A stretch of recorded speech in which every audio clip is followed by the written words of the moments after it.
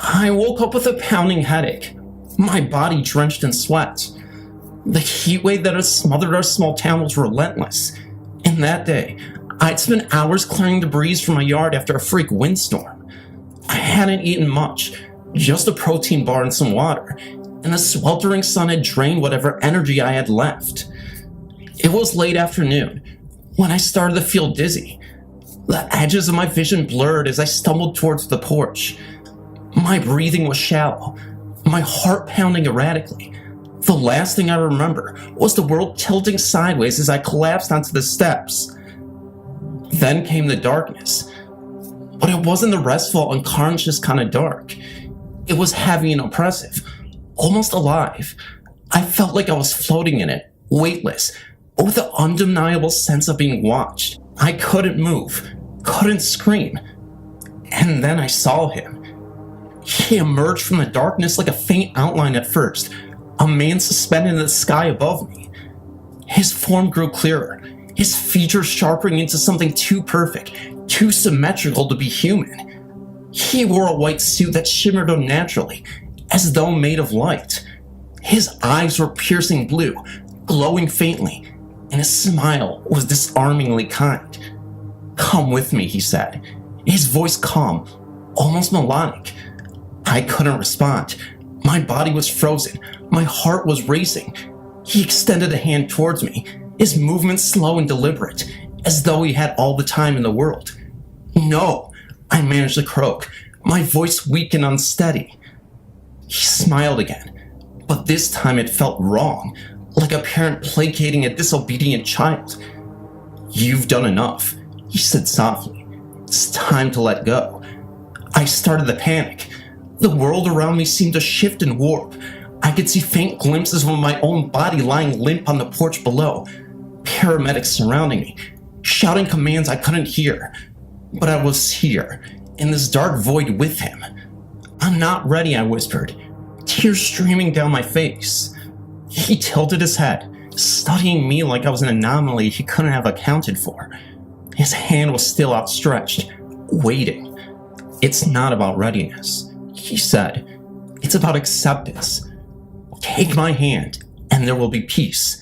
No more pain, and no more fear." I wanted to scream, to run, but there was nowhere to go. His presence seemed to fill the void, suffocating and inescapable. Then I felt it, a pull, subtle at first but growing stronger. It was as if an invisible thread connected me to him, drawing me upward, toward his open hand. "No," I shouted, finding strength I didn't know I had. I pushed back up against the pull, fighting with every ounce of my will. His expression darkened, his calm demeanor replaced with something colder, more menacing. His smile disappeared, and for the first time, his voice lost its melodic quality. "You can't resist forever," he said. "This is the way it ends." I was screaming now, thrashing against the unseen force that dragged me closer to him.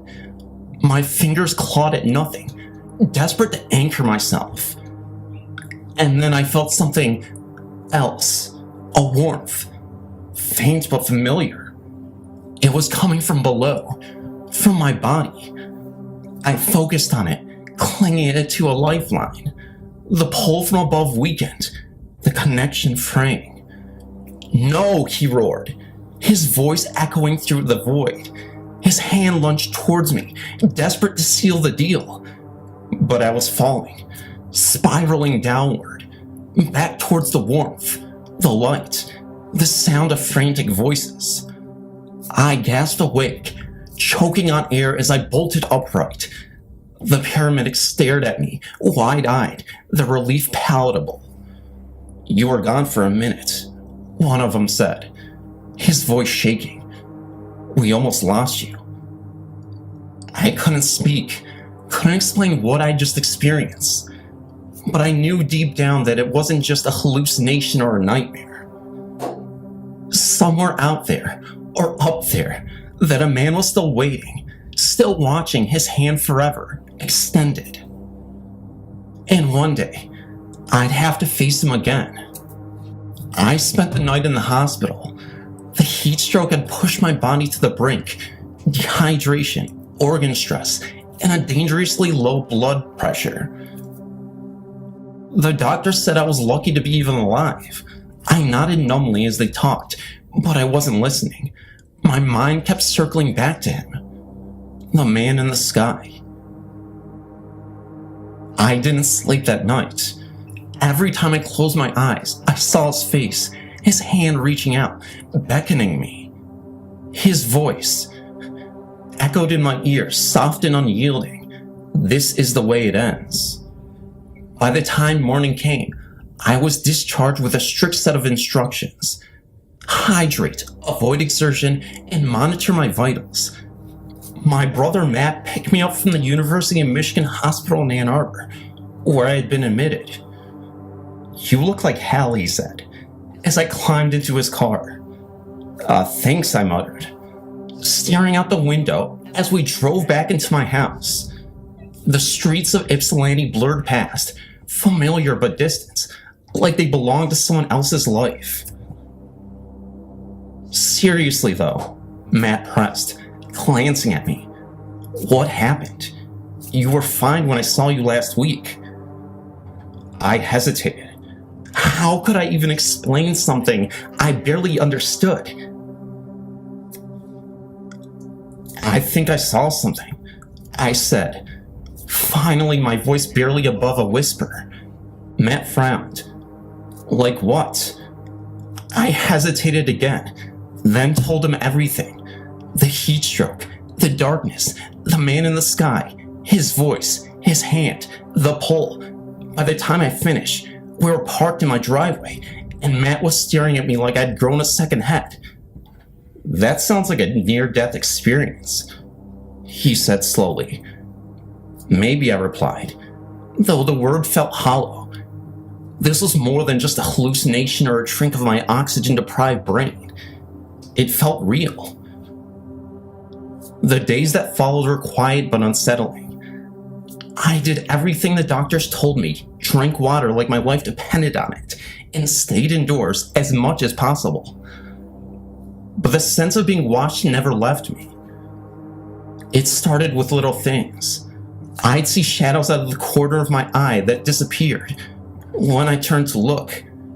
At night, I'd hear faint whispers, almost like the rustling of leaves, except there was no breeze. Then came the dreams. They weren't like normal dreams. They were vivid, hyper-realistic, and always the same. I'd find myself standing in a wide, empty field under a sky that seemed impossibly vast. And there he was, floating just above the horizon, his hand outstretched. "Come with me," he'd say, his voice as calm and melodic as before. Each time, I'd wake up gasping, drenched in sweat. I started doing research, desperate for answers. I read articles about near-death experiences, stories of people who claim to have seen heaven, hell, or something in between. But none of them described what I'd seen. No tunnels, no deceased loved ones waiting to greet me. Just him. I reached out to a professor at Eastern Michigan University who specialized in religious studies. Dr. Laura had written extensively about a death and the afterlife in various cultures, and I hoped she could provide some insight. When I described my experience, she listened intently, her expression unreadable. "There are accounts," she said finally, "of entities appearing during near-death experiences. Some people interpret them as angels, others as grim reapers. But your description, it doesn't fit neatly into any category." "What does that mean?" I asked, my stomach nodding. "It means," she said carefully, "you may have encountered something unique or something very old."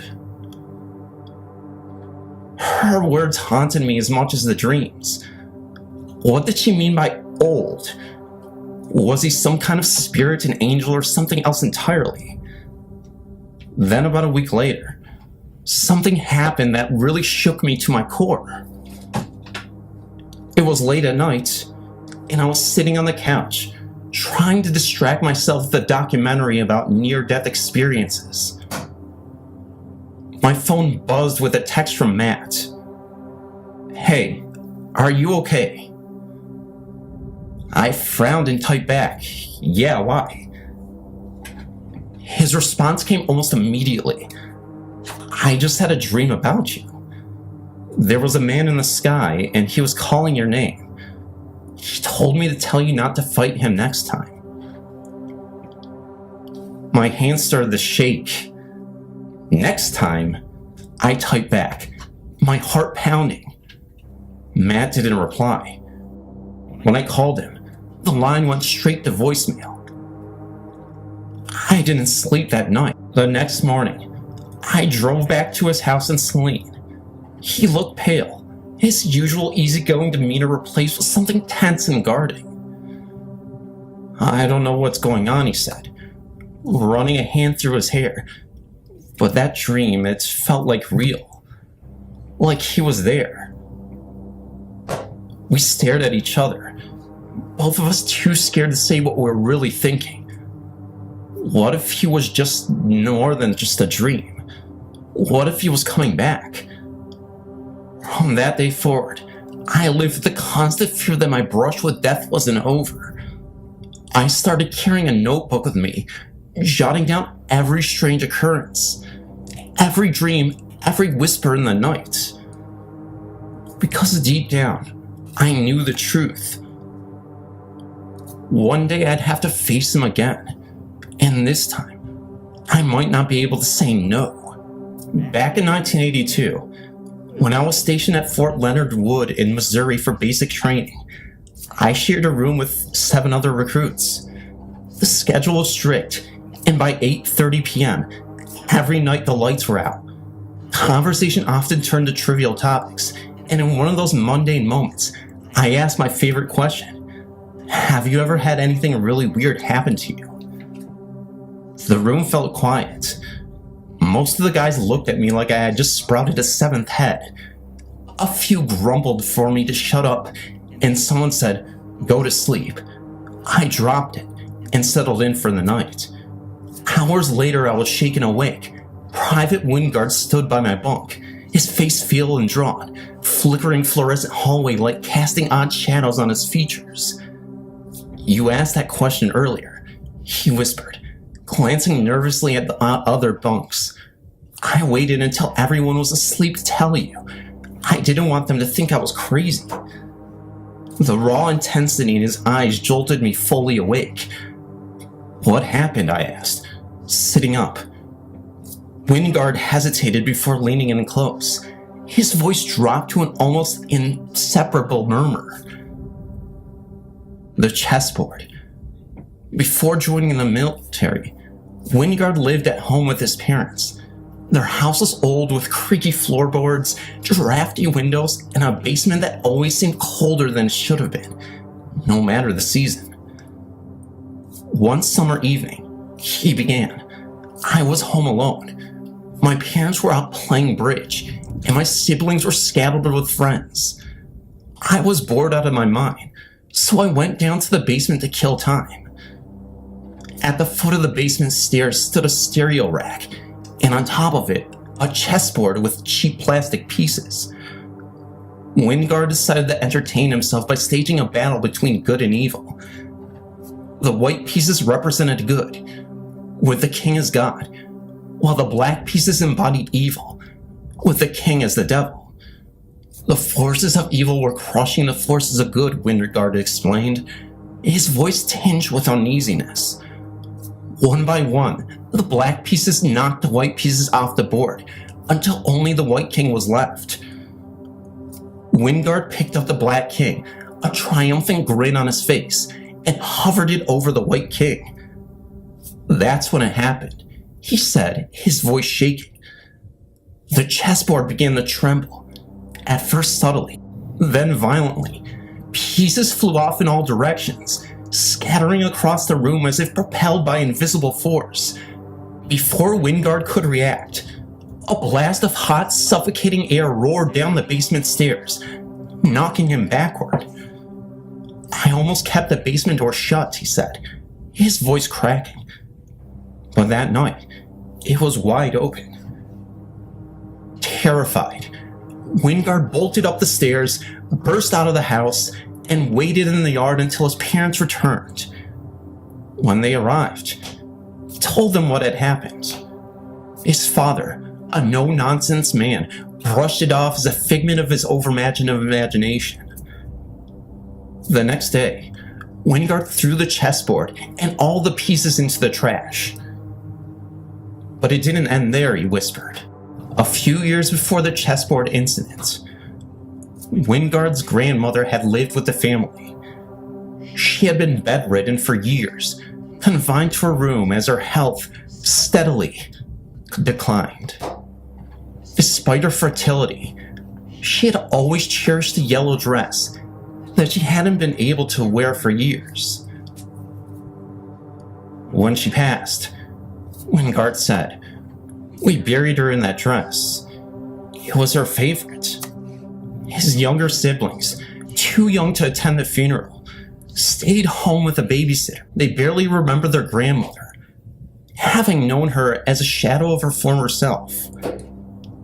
The night after the funeral, Wingard continued, "My little brother and sister woke up in the middle of the night.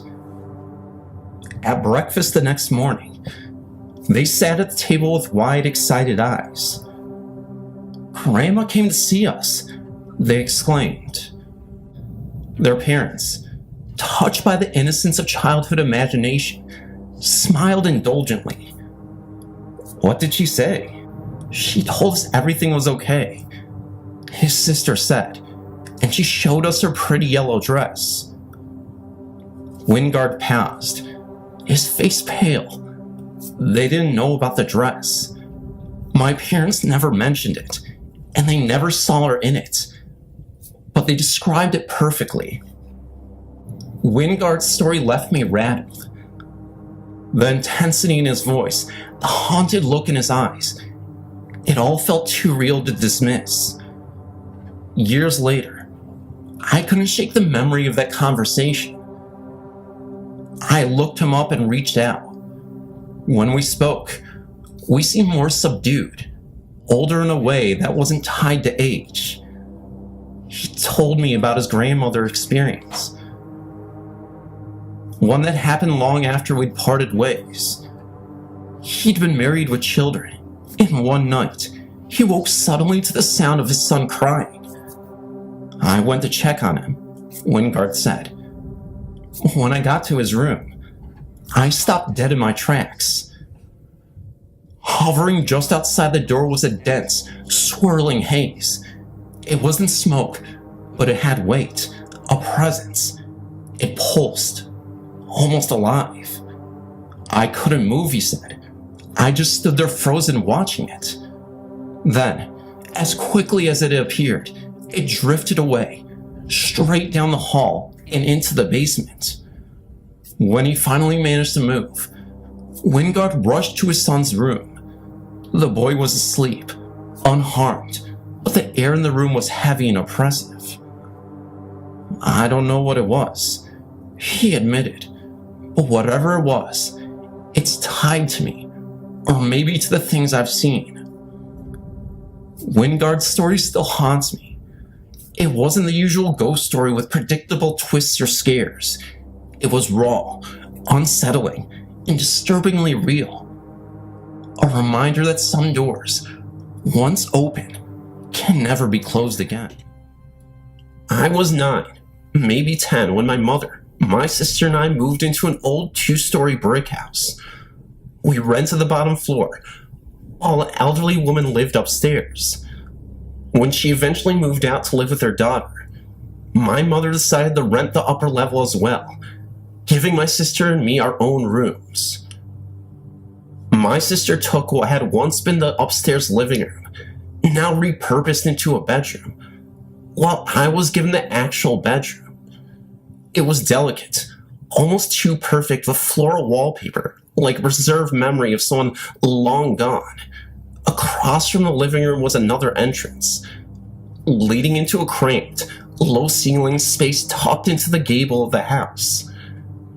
It had a tiny window that let in only a slither of light, and off to the side, hidden within that small room, was a little door, barely 3 feet tall, that led into the attic. I named the little room the nursery, without knowing why. It wasn't a conscious decision, and in hindsight, it unsettles me the way that it did. There was no crib, no evidence it had ever housed an infant, yet the name felt right. That room, however, was always unbearably cold, even when the rest of the house was warm. The kind of cold that isn't just temperature, something deeper, something that lingers in your bones. I tried keeping my desk in there, imagining it was a cozy study nook, but I couldn't stand it for long. Within a month, I moved my things back into the bedroom. Something was wrong with that little door leading into the attic. It had a latch, sturdy enough, but it wouldn't stay closed. Some nights, I'd wake up to find it ajar, despite wedging things against it. The first time, I convinced myself I had simply forgotten to shut it properly. But after the third, fourth, and fifth time, I started to feel watched. Not just unease, something more primal, like prey sensing a predator just behind the tree line. Then one night, I woke up. The door to the nursery stood open. A figure at the foot of my bed, silhouetted in the darkness. It was tall, an adult, certainly, but no features were visible. It wasn't a shadow cast by the streetlights. It was something solid, present and watching. For a moment, I thought it was my mother, but the shape was wrong, unmoving, unnaturally still. My breath caught in my throat, and I pulled the covers over my head, squeezing my eyes shut. I don't remember falling asleep, but somehow I did. The second time was worse. I was sick, feverish, drifting in and out of easy dreams. When I opened my eyes, it was there again, the figure. The moment I registered its presence, I knew I had been watching me for some time. And then, something even more horrifying. I had called out for my mother. Not aloud, just in my head, a desperate, fevered plea. And the figure responded. It leaned forward, as if answering my silent call. It wasn't a guardian. It wasn't my mother. It was something else. Something ancient and sad, yet holy and human. I sat up slightly, searching for an explanation. Streetlights, curtains, some rational answer. But the figure remained. I screamed. I reacted instantly, rushing across the room in an unnatural glide. It didn't walk. It didn't run. It just moved, vanishing into the hallway. But in that split second, the light from the street lamp illuminated it. It wasn't empty. It wasn't a void. It was shrouded, draped in heavy darkness. Not an absence of light, but something denser. And I felt, with every part of my being, that it was a woman. I never spoke of it, not to my mother, not to my sister. I pushed it deep down, rationalized it, told myself I had been dreaming. And eventually, my mother couldn't afford the full rent, and we moved back downstairs. A year later, we left the house entirely. But it just wasn't me. Years later, long after I had buried the memory, my mother and I were talking about ghosts. Just casual conversations, nothing serious. I asked if she had ever seen something from the corner of her eye. Something she thought was there, but wasn't.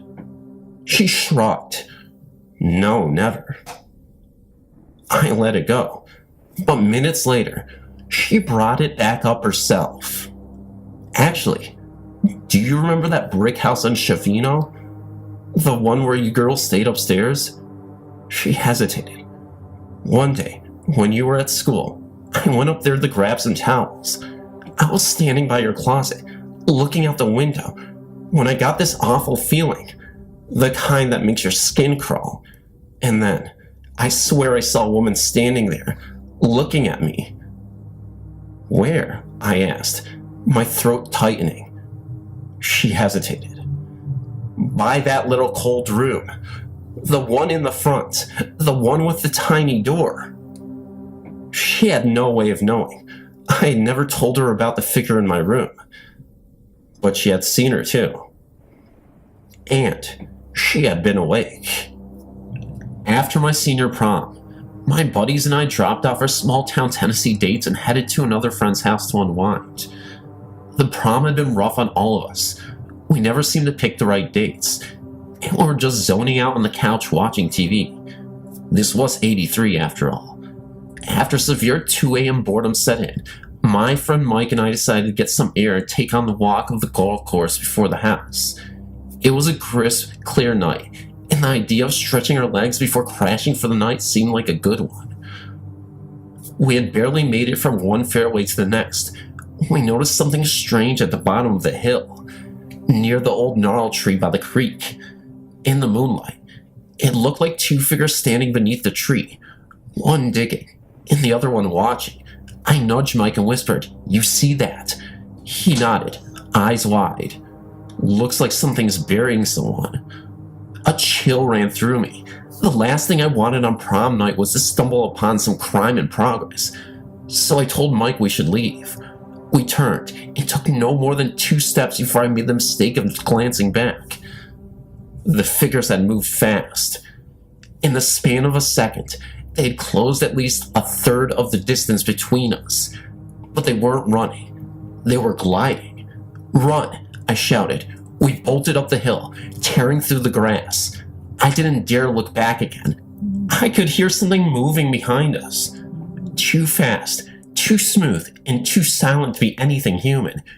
"Don't look back," I gasped, remembering every horror movie mistake.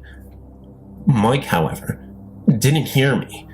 He made the fatal error of turning his head just as we reached the paved path. He let out a strangled cry and tripped over the knee-high chain that kept golf carts from veering off the course. He hit the ground hard, skidding on the dewy grass. Without thinking, I vaulted over the chain and yanked him to his feet.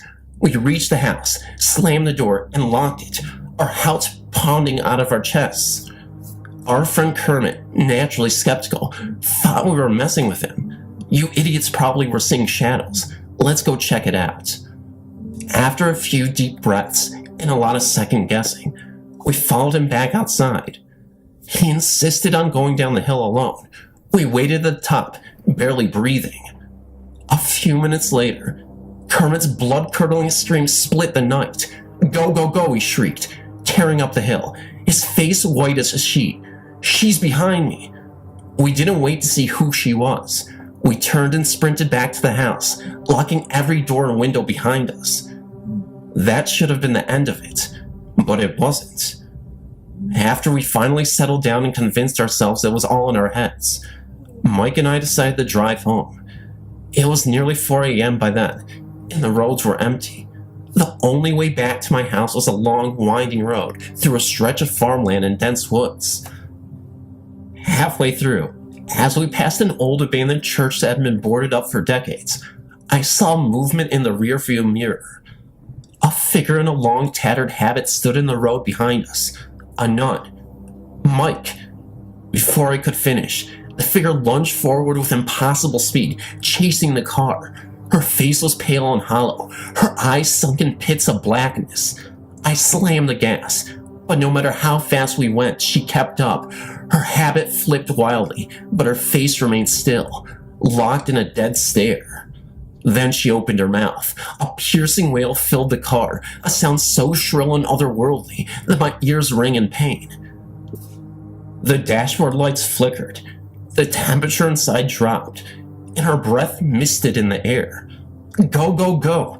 Mike was nearly in tears. We barreled down the road, pushing 80 miles per hour, but still she ran, inches from her trunk, her lifeless eyes locked on me through the mirror. Then, just as suddenly she had appeared, she was gone. The moment she vanished, the radio crackled to life with static, and beneath the static, a voice whispered 2 words: "Turn back." We didn't. To this day, Mike refuses to talk about the night, and whenever I drive past that church, I make sure to never ever look in the rearview mirror. Years later, when my folks finally joined that country club, I played golf there for the first time, near the 6th tee, about 300 yards from where we first saw those shadowy figures, and I found something that still chills me to this day. 2 weathered headstones. The graves of a farmer and his wife, who once owned the land. And in the church's old records, mentions of a nun who disappeared from the Covenant in 1912. She was never found. My parents recently purchased a secluded home on 180 acres. The house, built in the 1950s, sits atop a large hill, surrounded by a dense forest of trees that seem to whisper when the wind cuts through them. It was peaceful at first, but something about this house is deeply wrong. I didn't want to believe it at first, but the events that followed changed my mind forever. In the first encounter, it started with my youngest sister, Monica.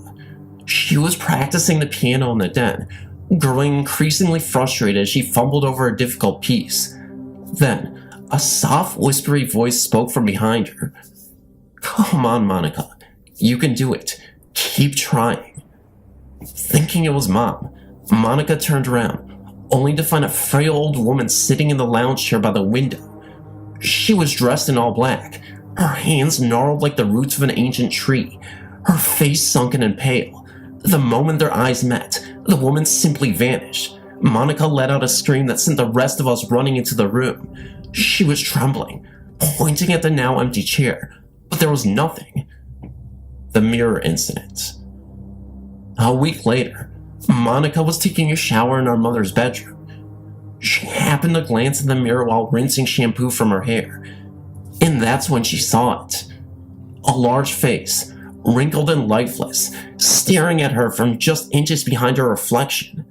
The eyes were wide, empty pools of shadow. The lips curled into a faint, unnatural smile. Monica didn't hesitate. She bolted from the shower, naked, screaming through the house and right into a room full of our parents' friends. She refused to shower in that bathroom ever again.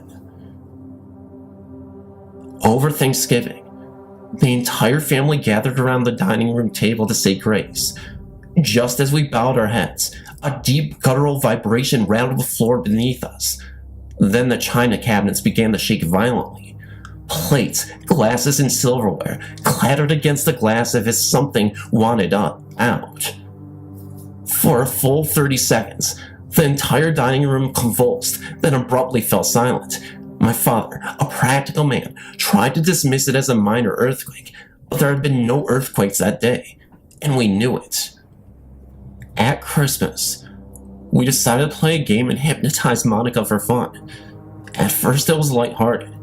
She counted down as instructed, her voice becoming slower, more distant. But then something changed. She started skipping numbers, her breathing shallow, her fingers curled like claws against her lap. And then, out of nowhere, she let out a blood-curdling scream. "She's going to kill me! She's got a knife! Oh my God!"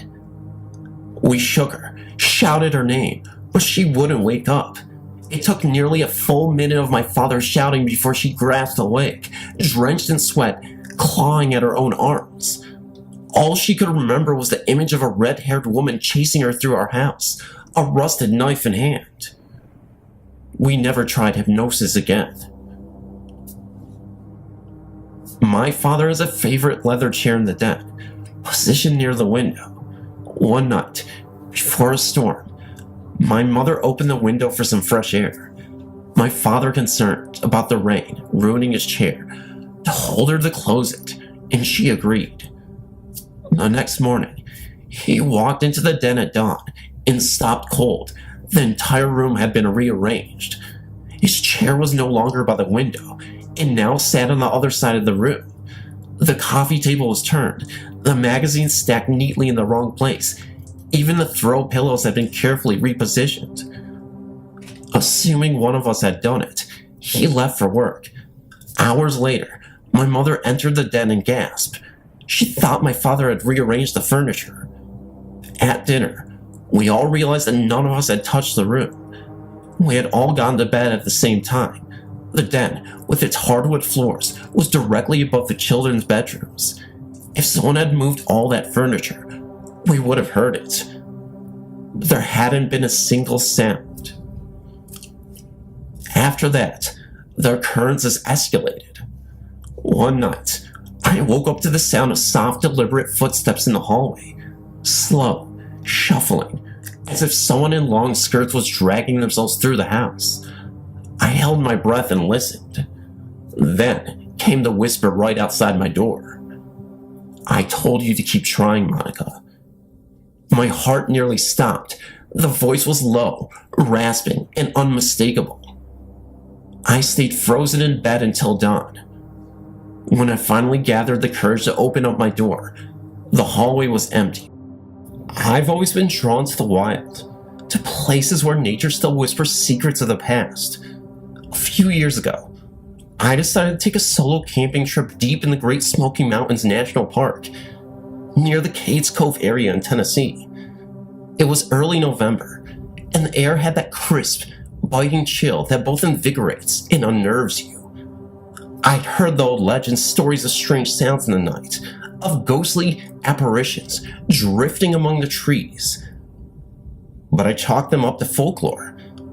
I didn't expect the mountains to make me question everything I thought I knew. I arrived in the late afternoon, after a long drive from Knoxville, and found a small secluded clearing along the banks of a narrow tributary of the Little River. The trees were ancient, their gnarled branches twisted in the shapes that suggested silent watching figures. I pitched my tent, set up a modest campfire, and prepped for a night under a star-smeared sky. Everything felt normal enough, if not a little bit too still. That first night was eerily quiet. The only sounds were the occasional rustle of the leaves and the distant call of an owl. I sat by the fire, warming my hands and readying a dog-eared copy of a mystery novel. But as the clock neared midnight, I started to notice things that didn't quite belong. At first, it was the feeling of being watched. I'd glance up from my book only to catch movement in the periphery of my vision. A shadow that darted behind a tree, or a flicker of light between the trunks. I told myself it was just my imagination running wild in the dark. The combination of isolation and exhaustion playing tricks on my mind. Then came the whispers. I couldn't make out distinct words, but there was a murmur in the wind, a soft, almost pleading sound that seemed to echo from somewhere deep in the forest. I tried to convince myself it was just the rustling of the leaves, but it had a rhythm, a cadence that felt deliberate. I extinguished my campfire, not wanting to invite any unwanted attention, and crawled into my tent, hoping sleep would come. Around 2:30 a.m., a sharp noise, a snap of a twig, jolted me awake. My heart was pounding as I lay in darkness, straining to hear. Then, over the low hum of the forest, I distinctly heard footsteps approaching my tent. They were slow and measured, crunching on fallen leaves.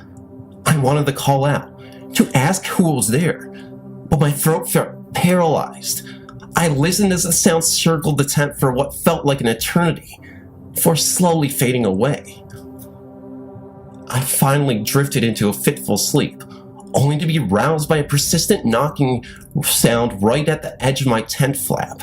I unzipped the tent, expecting perhaps a curious animal, but instead, I was met with the inky blackness of the woods. No eyes gleamed back, No shape moved, only an impressive silence that followed the echo of that soft, deliberate rap. Unable to shake my unease, I decided to venture out a little after sunrise. Dusk would be over soon, and I needed to find some rational explanation for what had transpired.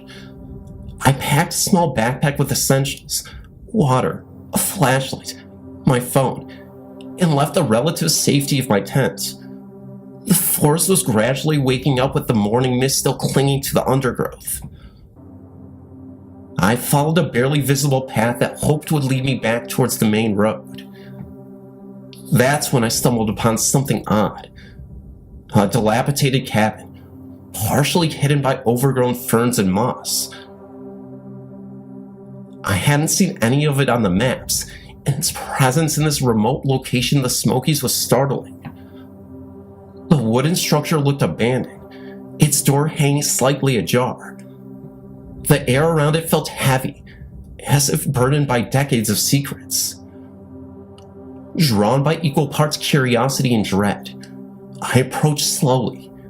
The door creaked as I pushed it open, revealing a dark interior.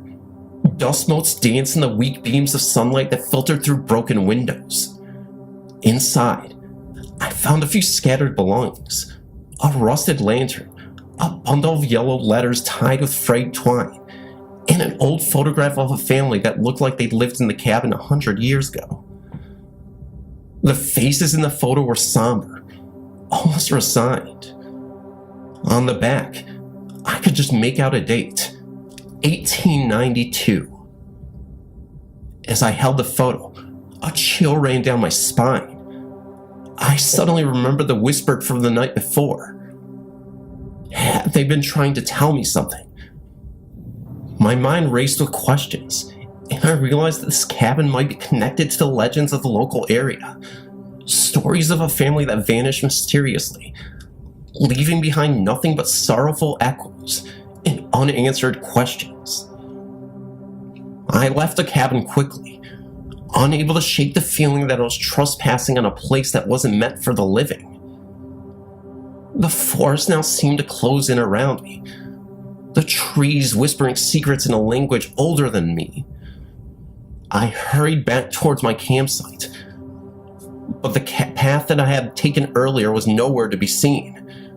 Instead, I found myself on an unfamiliar trail, lined with ancient oaks and maples whose leaves whispered underfoot like anxious voices. By mid-afternoon, I finally emerged onto a familiar dirt road. I flagged down a passing car, explaining my situation in a halting voice. The driver, an older man with kind eyes, listened intently and told me that many hikers and campers had reported strange happenings in that part of the park over the last few months. Disappearances, ghostly figures seen out of the corner of one's eye, and an overwhelming sense of dread near the old cabin. I wasn't sure how much of it was a local legend, but the driver's earnestness left little room for doubt.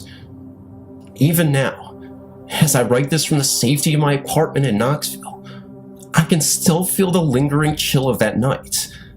I've since tried to rationalize everything, blaming sleep deprivation, the isolation, and my own overactive imagination.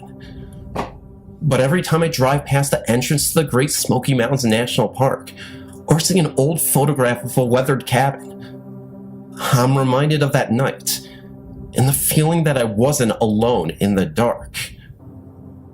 I sometimes wonder if that night was more than a series of unfortunate coincidences, a collision of natural sounds, and the eerie history of a forgotten place.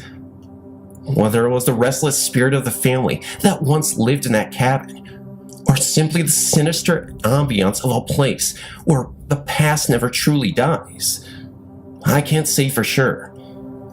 All I know is that the wilderness holds secrets that defy easy explanation, and sometimes, when you venture too deep into the unknown, you end up confronting something that changes you forever. That camping trip left me with more questions than answers, and resolved never to return to that part of the Smokies. The mountains are beautiful, but they have a way of reminding you that Not all beauty is benign, and some places are best left undisturbed. I still wake up at night remembering the soft, almost pleading whispers in the dark, and I can't help but wonder, was I really alone under those ancient, watchful trees? I've always been drawn to the mysteries of the Pacific Northwest. The deep, ancient forests, the constant drizzle, the whisper of legends in the wind. About 2 years ago, I decided to take a solo camping trip deep in the North Cascades near the Saget River in Washington. I'd heard local tales of Bigfoot sightings in this area, and while I'd always been skeptical, I was curious enough to see for myself. I set out on a crisp October afternoon, my gear packed and my mind set on solitude and quiet reflection. I drove for hours along winding roads until I reached a remote trailhead near Concrete, Washington. From there, I hiked for nearly 2 hours into the wilderness, following a barely visible logging trail that meandered through towering hemlocks and Douglas firs. The forest was damp, the air thick with the ancient moss and earth. I finally found a small clearing behind a slow-moving stream, a perfect spot to pitch my tent. That first evening, the sun dipped behind the mountains, and a cool fog began to roll in. I built a modest campfire and sat quietly, enjoying the sounds of the forest. Crickets chirped, and the rustle of small creatures in the underbrush formed a natural lullaby. I had no idea that this was quiet solitude. It was merely a prelude to a night that would forever change my perception of reality. At around 11 p.m., as I was drifting off into a light sleep, I was abruptly awakened by a series of deep, resonant knocks on my tent. At first, I thought it might have been a bear or a large animal investigating my camp, but the sound was strangely measured, almost if someone or something was knocking deliberately. I unzipped a flap, a crack, and peered into the darkness. Nothing moved in the weak beam of my headlamp, except the dense, rolling fog. I returned to my sleeping bag, my heart thundering in my chest, and tried to convince myself it was the wind, or perhaps a branch tapping against the tent.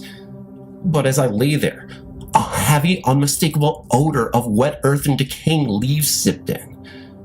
I couldn't shake the feeling that I was being watched. Around 2 a.m., I awoke again, this time to the sound of slow, deliberate footsteps circling my campsite. I sat up, gripping the zipper of my tent, and listened as the footsteps paused right outside. Then, in the oppressive silence, I heard a low guttural sound, almost like a distant growl mixed with a plea. I fumbled for my flashlight and shined it outside. In a jittery beam of light, I caught a glimpse of something large moving between the trees. It was hard to tell. A mass of dark, shaggy fur in a hulking frame, easily over 7 feet tall. The creature seemed to vanish as quickly as it appeared, swallowed up by the mist. The rest of the night passed in a haze of restless anxiety. When dawn finally broke, I emerged from my tent to a scene that made my blood run cold. Near the edge of the clearing were large muddy footprints, each nearly 16 inches long, with an unmistakable stride that could only belong to something enormous.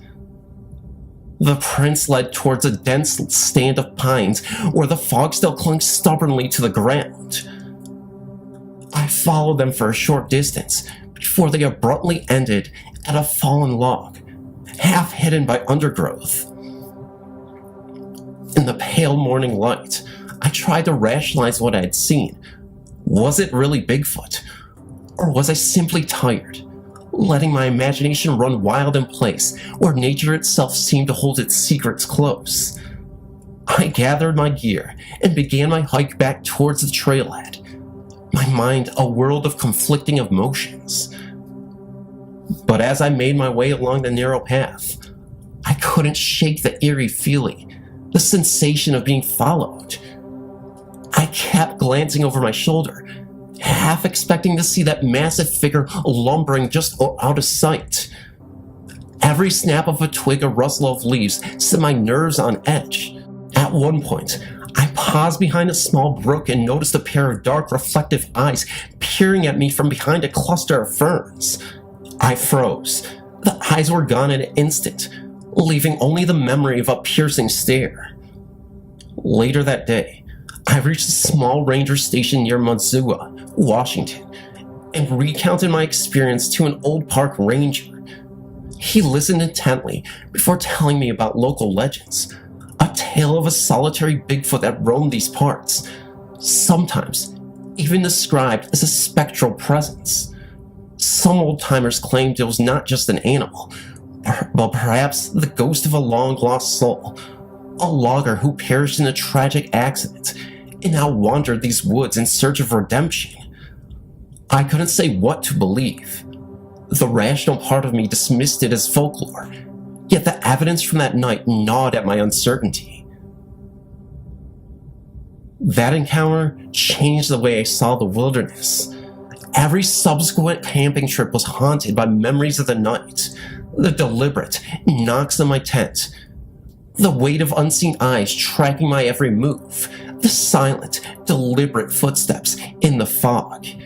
Even now, I sometimes wonder if that I encountered was a living creature, a tortured spirit, or perhaps a combination of the both. Something that defies easy explanation. I keep the large footprint pressed between the pages of my journal, a reminder that sometimes nature hides truths too mysterious for words. I'd always found winter camping in the Rockies to be a refreshing escape, until one cold January changed everything. I decided to head deep into Rocky Mountain National Park near Bear Lake, seeking solitude and the stark beauty of a snowy wilderness. The higher altitudes meant isolation, a pristine silence punctuated only by my own crunching footsteps and the distant call of a lone owl. I pitched my tent in a secluded clearing, confident that nature's harshness would be my only companion. That first night, the sky was a frozen tapestry of stars. I warmed my hands around a small campfire and sipped lukewarm coffee, feeling the gentle buzz of isolation. But as the wind picked up and the fire's light flickered against the dark silhouettes of towering pines, I began to feel an unsettling presence. At first, it was just a vague impression, a sensation that I wasn't entirely alone. I shrugged it off as the natural paranoia of a lone camper in winter. But then I noticed something that made my blood run cold. In the fresh, undisturbed snow, a few yards from my camp, I found a set of footprints. They were unmistakably human, deep and deliberate, with a stride that spoke both urgency and purpose. They led away from my sight, disappearing into a narrow trail carved between the trees. I rationalized that perhaps another camper had passed by, but the trail's isolation in the late hour made that explanation hard to swallow. A few hours later, just as I was drifting between sleep and wakefulness, I was jolted awake by a sharp, deliberate cracking of a branch right outside my tent. My heart hammered in silence as I lay frozen, listening to its slow, measured shuffle of footsteps in the snow. I unzipped the tent, flapped a fraction, and peered out into the darkness. For a moment, I caught a glimpse, a hulking shape moving just behind the tree, partially obscured by swirling snow and shadow. Then it was gone. Panic set in. I couldn't shake the eerie feeling that something or someone was stalking me. My instincts screamed that I wasn't merely witnessing a wanderer's tracks, but the deliberate approach of a man with deadly intent. The local diner in Estes Park had whispered rumors of a murder on the loose. A man whose trail of unsolved crimes had become the stuff of local legend. I'd never given those tales much credence. Until now.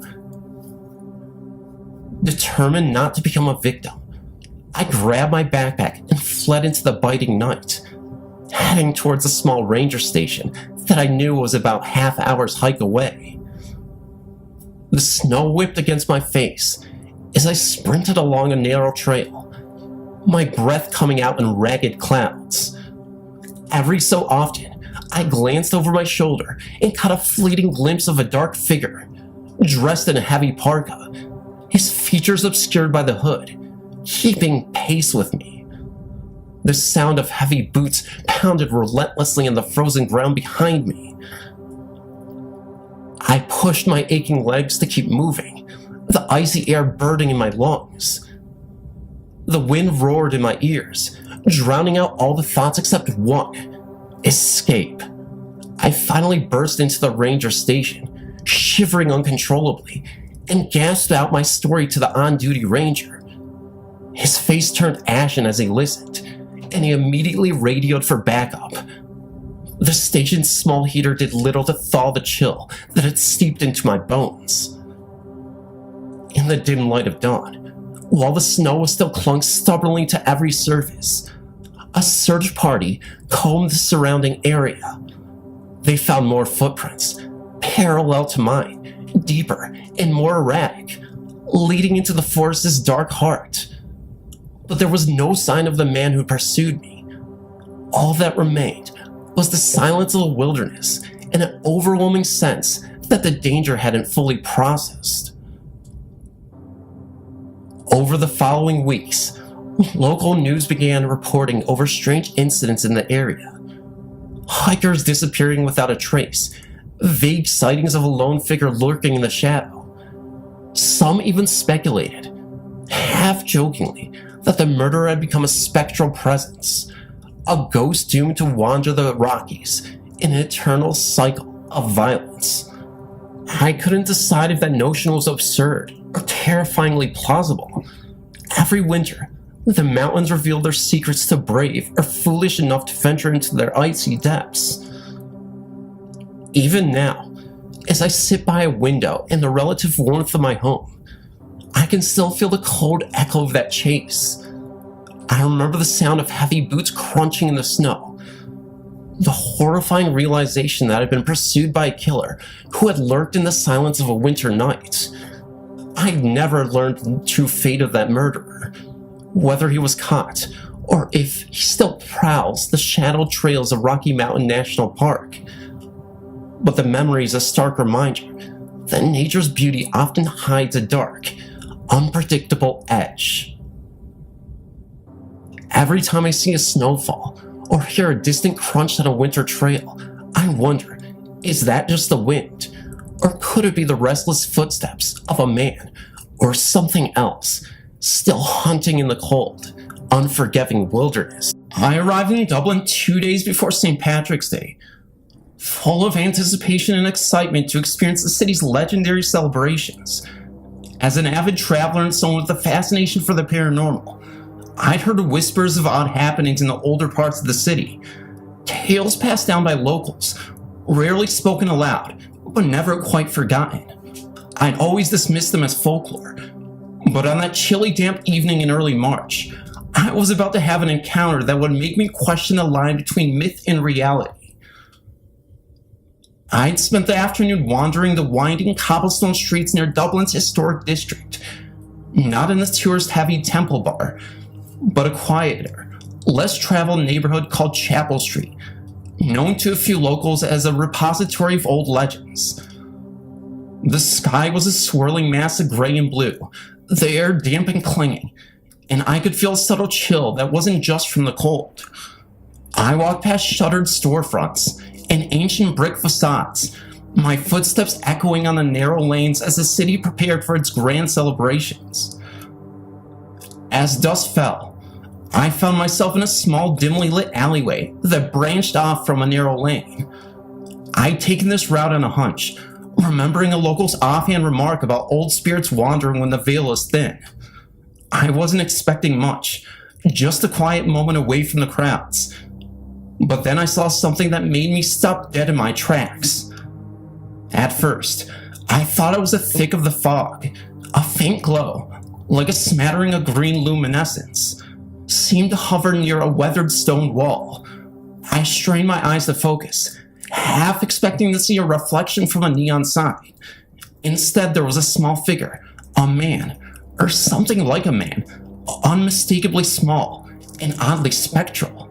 His features were hard to discern, partly blurred by the mist, yet there was a distinct quality in his eyes, an intensity that spoke of centuries of secrets.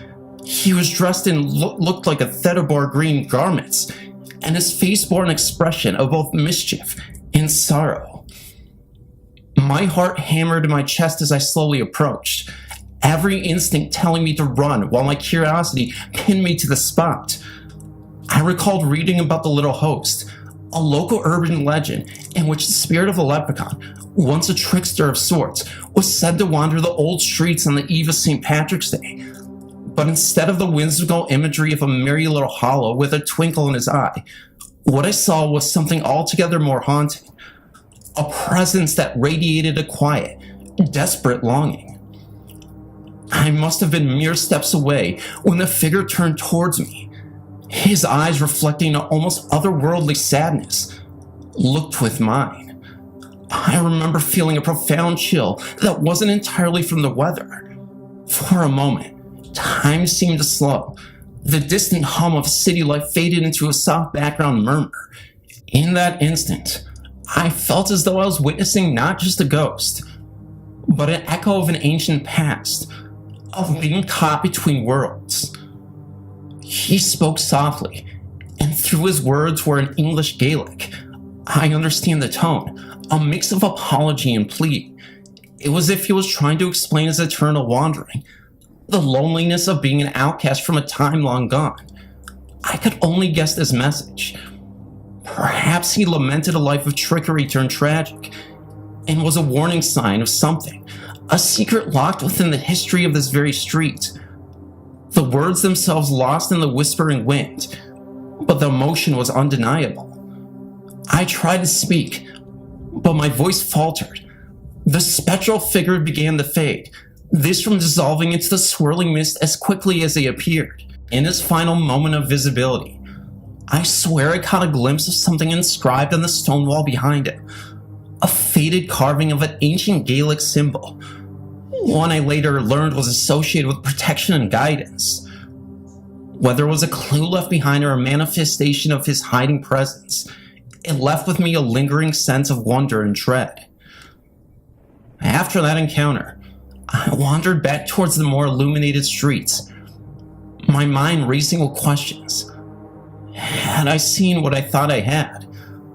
The intensity of the experience was overwhelming, yet it was imbued with a sense of deep historical sorrow.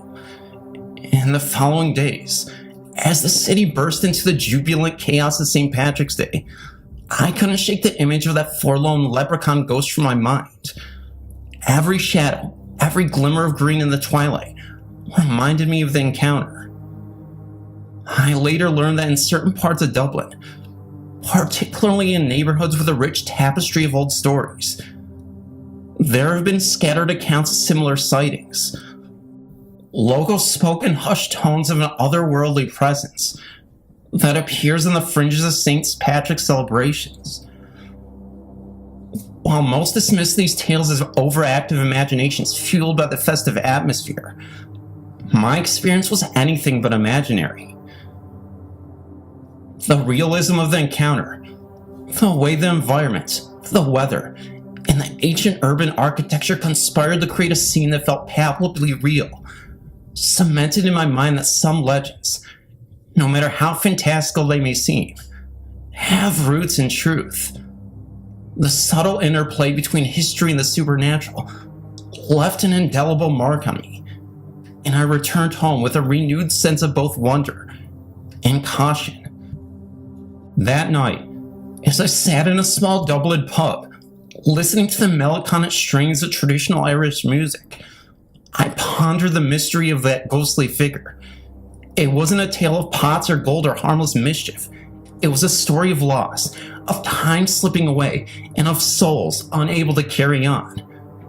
I realized that most haunting experiences are not the ones filled with overt horror, but those that leave you with a deep, unsettling knowledge of life's impermanence and the echoes of history that lingers in the shadows. I share this story not as a work of fiction, but as an account of what I truly experienced on a foggy St. Patrick's Day in Dublin. A day when the veil between our world and the past grew thin, and I became face to face with a ghost that reminded me that some legends live on, in the whispers of old stones, in the quiet eyes of forgotten souls.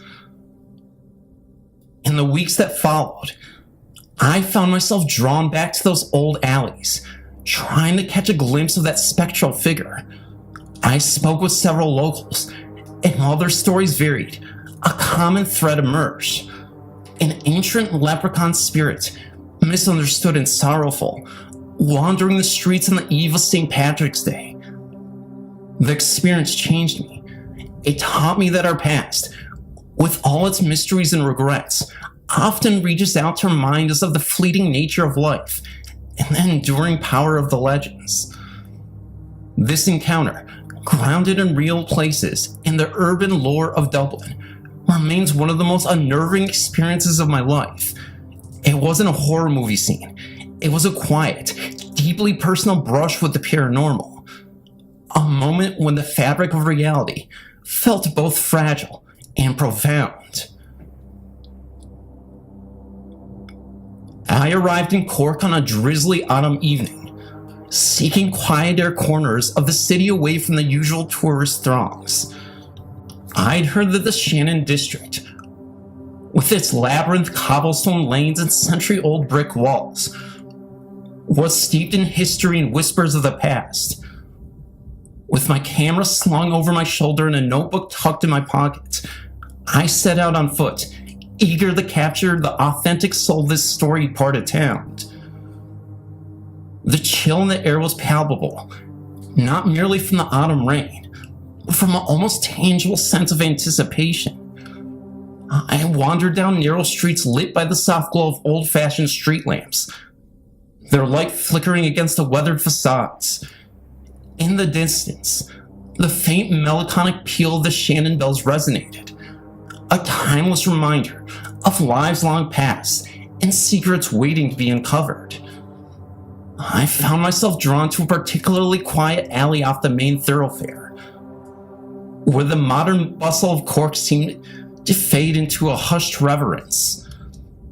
The walls here were adorned with faded murals and time-worn carvings that hinted at ancient lore. I paused in front of a weathered stone wall that looked like it hadn't seen a fresh coat of paint in decades. That's when I heard it, a soft, almost impenetrable whisper that seemed to float from behind the wall, as if the stones themselves were murmuring secrets. Intrigued and somewhat unnerved, I stepped closer. The sound wasn't a voice in the conventional sense. It was more like the rustle of a fabric in a still room, or the sigh of the wind trapped in a narrow passage. My pulse quickened as I pulled out my notebook and began scribing observations.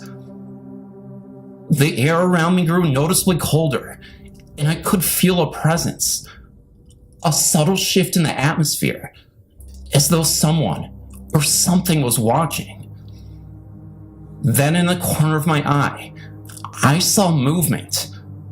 A slender figure emerged from the shadows, a man, small in stature, clad in tattered green clothing that looked like it belonged to another era. His eyes, dark and deep, carried a sorrow that was almost unbearable to witness. I couldn't tell if it was something smiling or crying. His expression was ambiguous, like the smile of someone who has seen too much and lost too many years. The figure drifted forward, almost gliding along the rough stone, and as he approached, the distant echoes of the bell seemed to fade into a haunting silence. For a long moment, I stood frozen, caught between the impulse to flee and an overwhelming need to understand. He moved closer until I could see that his face was etched with lines of grief and weariness, a spectral echo of a life long extinguished. I felt an inexplicable pull, a sense that he was not hostile, but desperate to be remembered, to share a story that had been buried in the folds of time.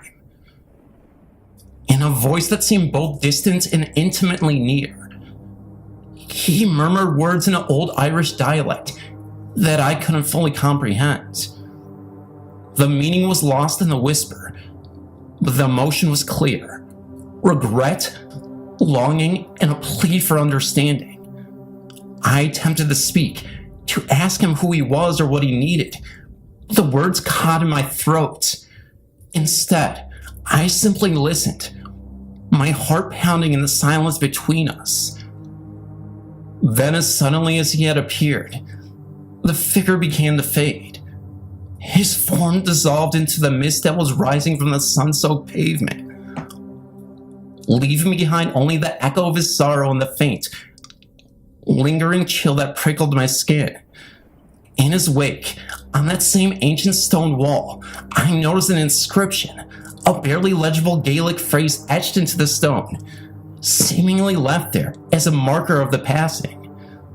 I later learned that the phrase was a blessing, one to guide lost souls home. Through its premise, meaning remained as elusive as the ghost who had receded into the darkness. Over the next few days, as I continued my exploration of Cork and immersed itself in its festive yet subdued atmosphere in the lead-up to St. Patrick's Day, I couldn't shake the memory of that encounter. Every quiet corner and shadowed alleyway seemed to whisper secrets of bygone eras, and I found myself revisiting the era, hoping for another glimpse, another word from the spectral figure. I spoke with several local shopkeepers and residents in the Shannon district, and while their recollections varied, some dismissed the incident as a trick of the light or an overactive imagination. Others spoke in hushed tones of similar encounters. An old man in a tiny bookshop recalled how, on misty evenings, the spirit of a long-forgotten trickster would appear, not to cause harm, but to lament the loss of a time when the magic of Ireland was alive and unbridled. Though no one could say with certainty if my experience was that same legend, the consistency of the tales lent a weight of authenticity to the encounter. In the aftermath, I poured my thoughts and emotions into a long, detailed video, narrating the event with as much honesty as I could muster. I aim not only to recount the eerie experience, but to capture the profound, bittersweet feeling of witnessing something that felt both timeless and tragically mortal. I described the city's vibrant yet melancholic spirit during those days in Cork, a reminder that beneath every bustling street and modern facade lies a history rich with sorrow, beauty, and mystery. This encounter left me with more questions than answers. Who was that sorrowful figure, and what was his story? And more broadly, what does it mean when the past reaches out to remind us of its lingering presence? Even though I never received an explanation, the experience itself became a mass part of my journey, a compelling story that resonated within the deep, often inexplicable currents of our shared human history. I share this account with you not merely as a ghost story for St. Patrick's Day, but as a personal testament to the unexpected ways that the supernatural can intertwine with our everyday lives. In Cork, I learned that even in a city familiar to me, the shadows of the past can still emerge, whispering secrets and stirring the souls in ways that both eerie and beautiful things collide.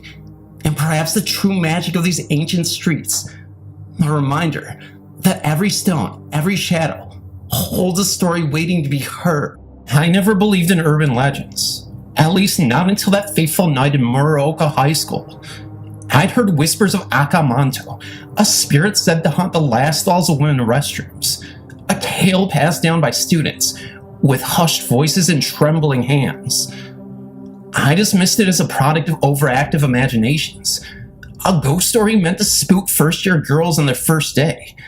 yet nothing could have prepared me for what I would soon experience. It was a chilly October evening in Morioka, a small town in the Iwata Prefecture, where the autumn leaves turned fiery red and gold.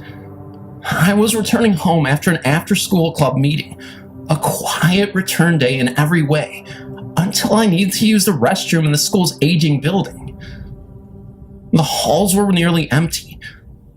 The lingering echoes of footsteps and distant chatter had faded into a heavy silence. I entered the girls' restroom, a dim tilted space with flickering fluorescent lights and the faint, musty odor of old disinfectant. The room was divided into several stalls, but one in particular always gave me pause. The furthest stall, tucked away in the corner, its doors scuffed and paint peeling. A legend said that this was where Akamanto appeared. I tried to shrug off a shiver that ran down my spine as I approached, chalking it up to the cold in my own racing imagination. I chose a stall away from the notorious one, but as fate would have it, that night, an inexplicable force drew me towards it. Perhaps it was solitude, the near emptiness of the space, or maybe just a compulsion I couldn't understand. I found myself standing before the door of the last stall, my hand hovering over the chipped brass handle. For reasons I can't explain, I opened the door and stepped inside. The stall was smaller than the others. The walls lined with faded graffiti and peeling decals that once perhaps advertised school events. The only light came from a sickering, flickering bulb overhead that cast uneven, jittery shadows across the cold floor. I took a deep breath, determined to prove to myself that nothing paranormal was lurking in the forsaken corner of the school. I sat down, half expecting the oppressive silence to remain unbroken. Minutes ticked by in almost an unbearable stillness. Then, as I leaned back, the unmistakable sound of a slow, deliberate rustling caught my attention. I could swear it wasn't even the sound of my own breathing. At first I dismissed it, a draft perhaps, or the sound of the old pipe settling. But soon, a voice emerged from the darkness, smooth yet chilling, asking, as if in a measured voice, "Red paper or blue paper?" My heart hammered in my chest. I froze, unable to move or speak. The voice, deep and eerily calm, repeated the question. Red paper or blue paper? It was not a shout or a scream, but a quiet, resonant tone that filled the small space and seemed to echo off the stained walls. I remember thinking, is this some kind of sick prank? Or am I dreaming? But there was no one else in the stall, only me, and the presence that seemed to materialize from the very shadows. My irrational mind battled with the undeniable dread that surged through me. I had heard the legend of Akamanto, a male spirit in a red cloak and mask who haunted this very stall, asking that fateful question. According to the stories, answering red would result in a gruesome, bloody fate, while choosing blue meant being suffocated until one turned blue. I sat there paralyzed by fear and disbelief. Every rational part of me screamed to call out, to run, to do something.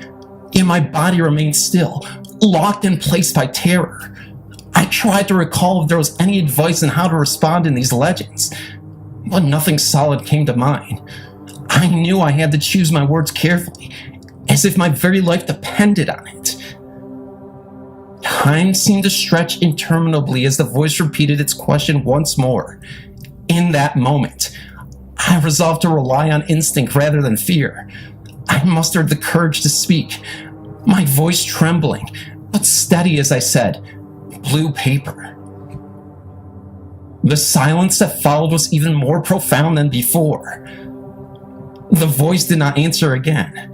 Still, shadows seemed to swirl and then dissipate. The oppressive chill lifted slightly, and the flickering light steadied, as if nothing unusual had occurred. I sat there shaking, trying to process what just happened. I wasn't sure if I had just narrowly escaped a gruesome fate, or if I had unwittingly condemned myself to something unknown, even darker destiny. In the days that followed, I found myself obsessing over that encounter. I returned to Morioka High School several times, seeking answers. I spoke with teachers and janitors, but no one would confirm or deny the legend. Some dismissed it as a campus myth, an urban legend grown out of teenage fear and imagination, while others whispered that they had heard strange sounds in the bathroom late at night.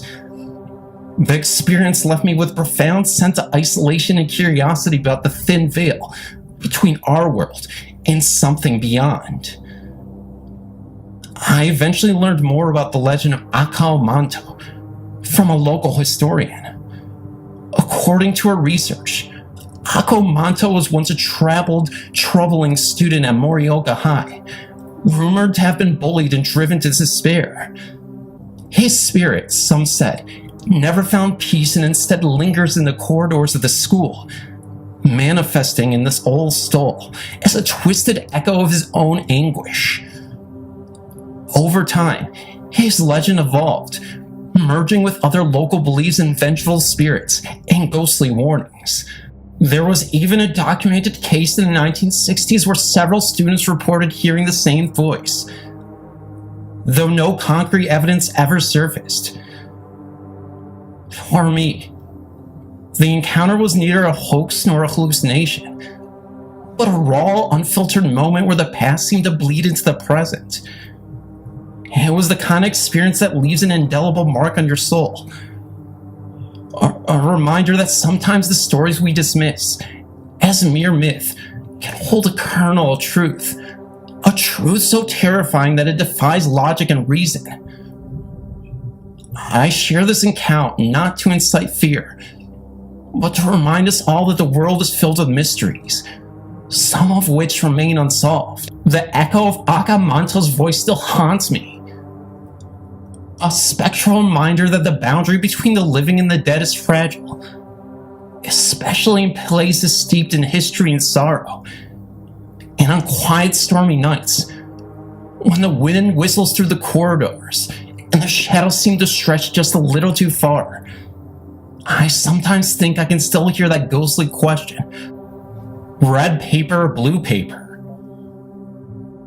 I continue my life with a deep awareness that the world holds secrets beyond our understanding.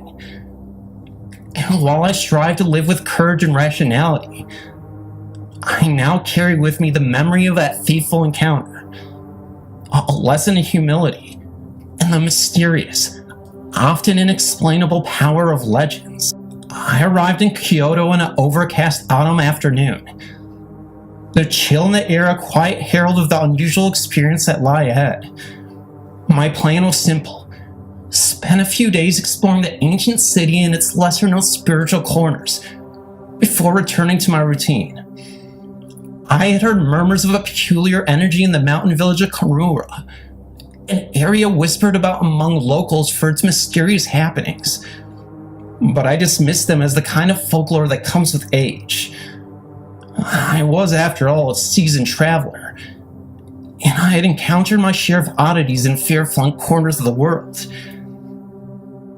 The train ride to Komura was a serene, quiet journey through the winding roads blanketed in red and gold leaves. As I stepped off the small station, a cool wind greeted me, carrying with it the faint, almost imperceptible scent of incense and damp earth. I followed the narrow road upward, lined with ancient cedars and moss-covered stone steps, each one seeming to murmur secrets of the past. I reached Komura just as twilight began to descend. The temple complex, tucked into a quiet slope, was a labyrinth of weathered wooden buildings and stone pathways that snaked through dense groves. Despite its age, there was a serene beauty in its decay, a timeless quiet punctuated only by the distant toll of a temple bell. I spent the first evening wandering the temple grounds, photographing the intricately carved statues and the faded murals depicting scenes of myth and legend. Late that night, after returning to my small rented room in a modest Rokin in Kamura village, I was restless.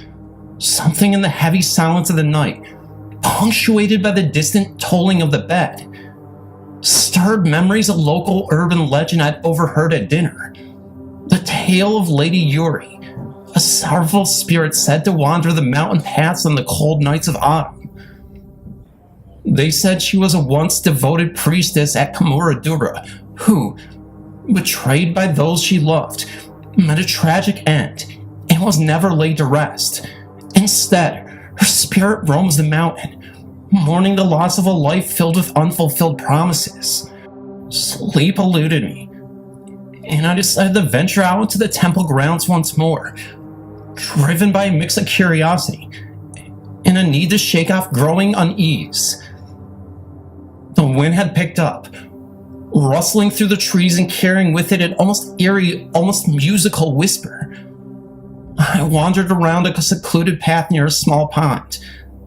The water darkened still under the moonlight, the silence thick, and my own footsteps seemed too loud in the profound quiet.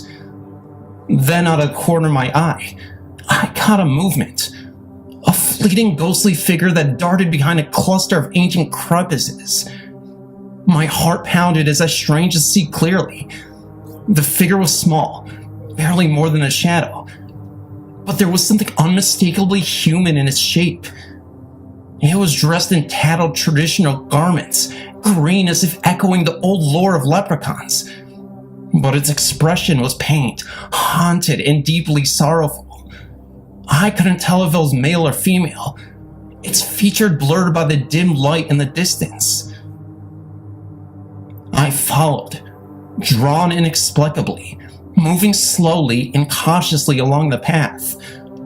The figure led me deeper into the maze of trees, towards an area where the remnants of an old stone wall lay partly crumbled. As I approached, the temperature dropped suddenly, and an inexplicable chill crept up my spine. I could feel the weight of unseen eyes watching me, and the whispers of the wind seemed to form words I couldn't quite decipher. Standing before the wall, I paused. There, etched into the weathered stone, were faint markings, ancient Gaelic symbols mixed with kanji characters that I later learned were meant to ward off evil and guide lost souls. It was as if it was the very wall bore witness to sorrowful history, a story of love, betrayal, and unfulfilled promises. In that moment, the ghostly figure had appeared again, closer this time. I saw the agony in its eyes, an endless mourning that transcended centuries. Its gaze met mine, and for a few long silent seconds, I felt as though I was peering into the abyss of a human regret. Then suddenly, just suddenly, the figure dissolved into the night, leaving with me nothing but the echo of its sorrow and the silent testimony of the ancient wall. I stood there trembling, not knowing whether to rush back or remain and absorb what I'd witnessed. The encounter felt real, painfully real. It wasn't the over-the-top spectacle of a horror movie. It was a quiet, intimate tragedy that seemed to seep from the very stones of Kamuradura. In the following days, I attempted to piece together what I'd seen. I spoke with a few locals in the hushed tones, an elderly man at a small tea house, and a caretaker at the temple, each of whom had their own version of the legend of the Lady Yuri. Some dismissed my account as the product of over-imagination, but others nodded solemnly, remarking that the spirit of a long-forgotten priestess did indeed wander the mountain on nights like these, her sorrow echoing the lost promises of a bygone era. I'd always scoffed at ghost stories. Tales meant to spook a late-night commuter, nothing more than the product of an overactive imagination. That was until one bitterly cold November night in Numashowa, Hogoa. I had just finished a long day of meetings in Osaka and decided to catch the last train home. Nishimoya Station, tucked on the edge of a bustling city yet retaining a haunting, old-world charm, was almost deserted at that hour.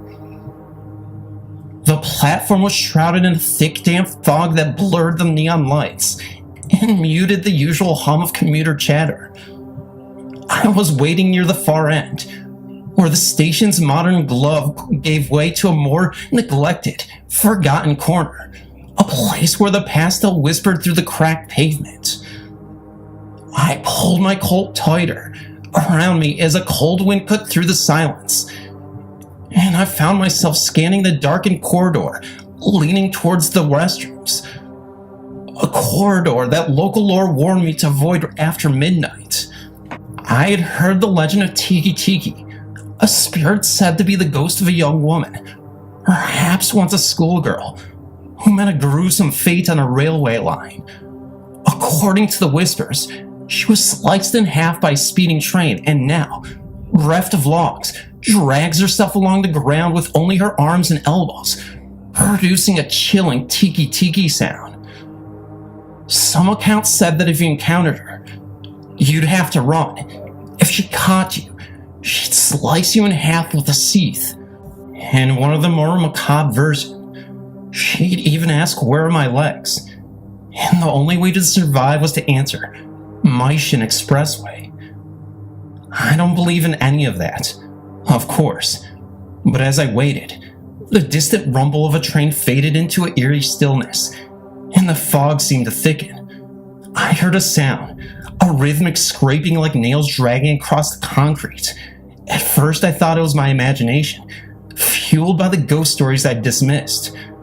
But then the sound grew closer, echoing down the empty corridor.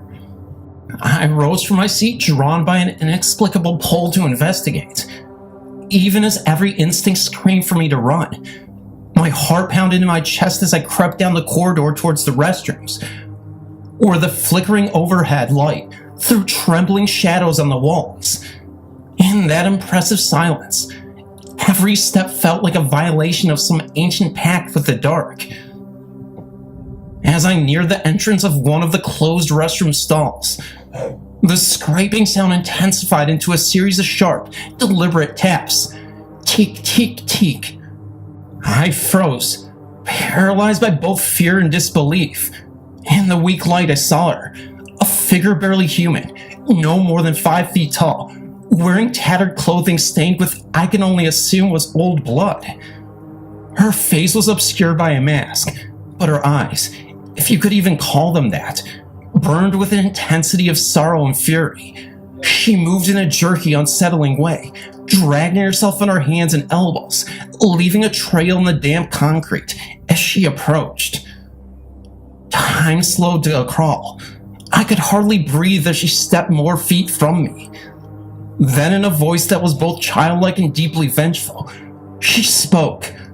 "Do you like the red?"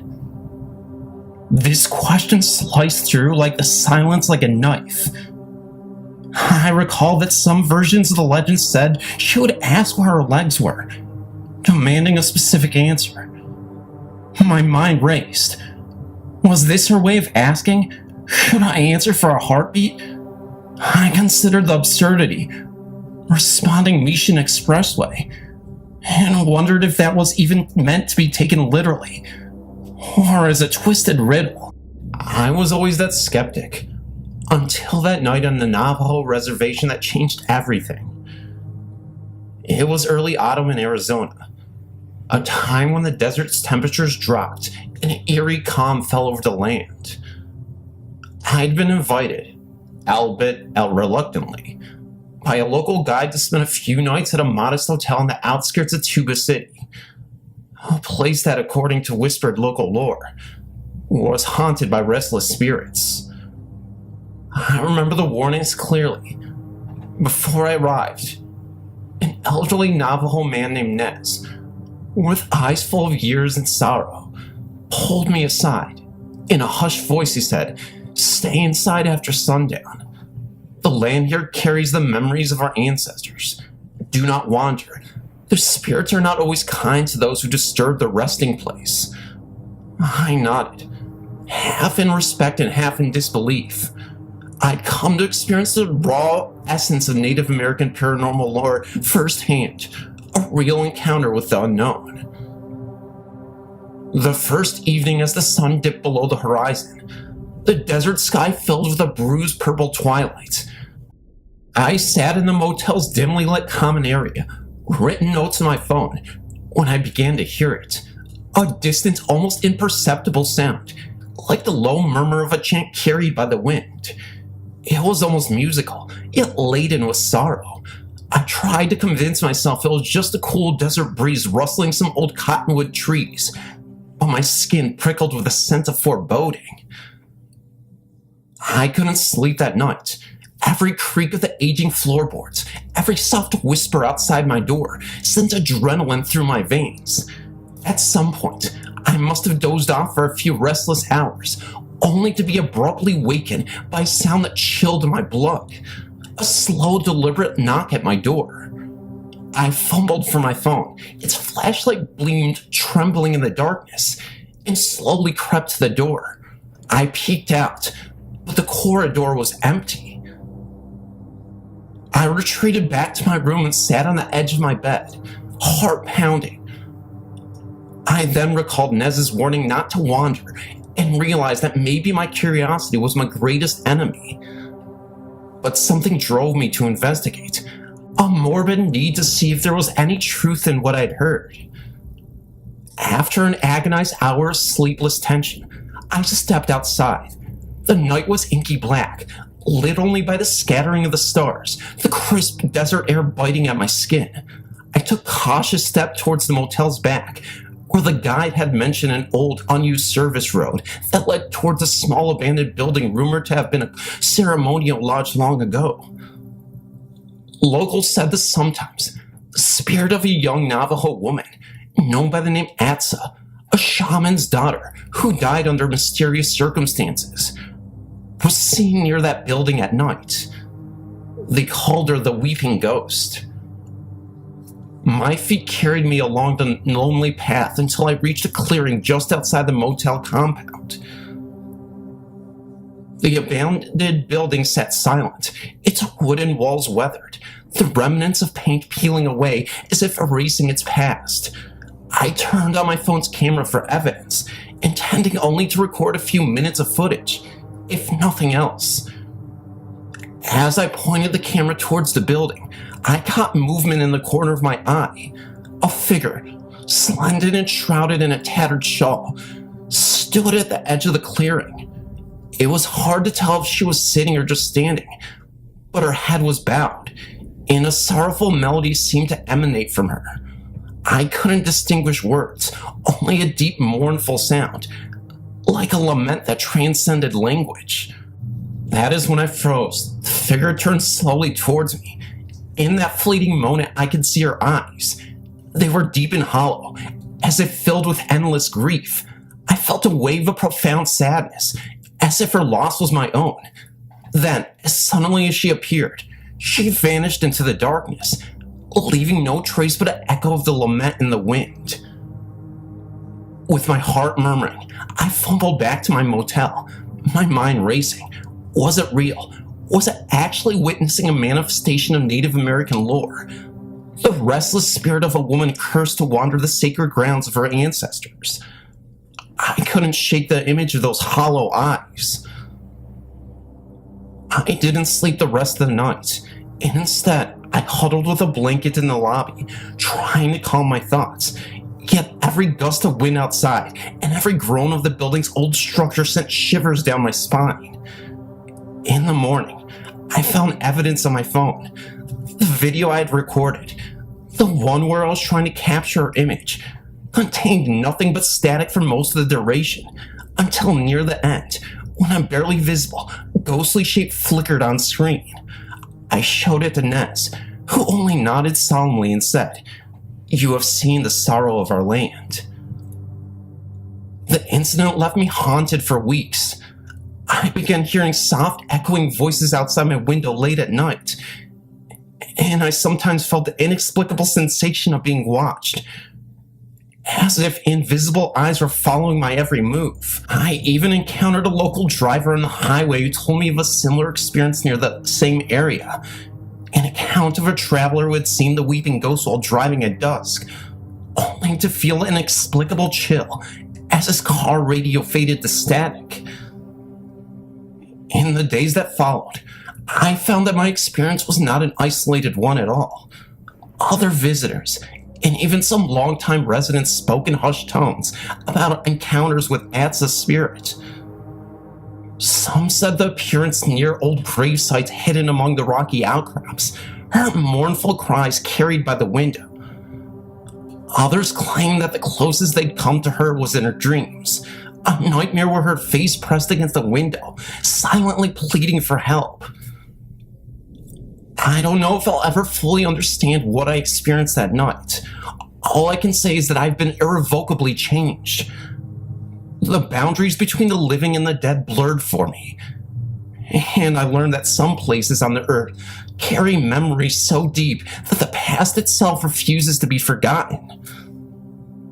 The land of the Navajo holds secrets that echo across time. And that night, I was forced to confront them. Raw, unfiltered, and terrifyingly real. I sometimes still catch myself glancing at my phone screen when the wind picks up, half expecting to see those sorrowful eyes looking back at me. And though I eventually left the reservation, the memory of that haunted night, the ghostly figure, and the unspoken sorrow of the land will forever remain etched in my mind as proof that there are forces in the world beyond our understanding. And that sometimes you should hear the warnings of those who know the land best. This is not just a story of haunting. It is a reminder that time does not erase the past, and that in certain corners of this country, the echoes of history and tragedy are forever alive. I will never forget the night I spent on the Cherokee Nation Reservation in northeastern Oklahoma, an experience that shattered my long-held skepticism about the paranormal. It was late October, and the air was crisp with a deep chill of autumn. I had been invited by a local contact, a reserved man known simply as Red Hawk, to spend a couple of nights in the Teleconqua. His warnings were clear. Don't stray into the old cemetery after dark, and avoid the abandoned mission house off Highway 62. Some things here would like to be disturbed. Here through his tone was solemn. I couldn't help but to be drawn in by the mystery surrounding these places, a lure I'd been followed on countless journeys before. That first night I settled into a modest hotel on the edge of town. The building itself was old, its linoleum floors creaking with each step and the wallpaper faded by decades of harsh Oklahoma winters. But it provided an authentic glimpse into local life. As darkness fell, I felt that familiar stirring of anticipation mixed with apprehension. I remember stories of ghostly figures that wandered the cemetery. So-called Weeping Cherokee, a spirit said to haunt the graves of those who died alone, her cries echoing in the cold wind.